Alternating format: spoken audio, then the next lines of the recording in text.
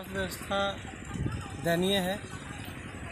अस्पताल जाने से डॉक्टर सही समय पर नहीं मिलते हैं और कई सारी दवाइयां हैं जो हॉस्पिटल में उपलब्ध नहीं हैं। साफ़ सफाई का भी वहाँ उपयुक्त व्यवस्था नहीं है।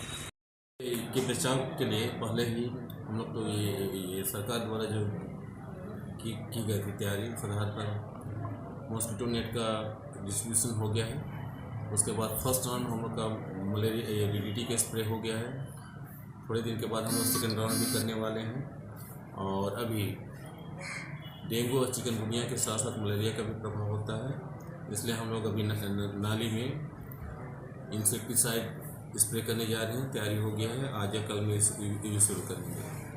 और विशेषकर तो हमको जागरूक करनी है, जागरूकता का अभियान भी चल रहा है कि मलेरिया से बचने के लिए क्या करना है, डेंगू चिकनगुनिया से बचने के लिए क्या करना है।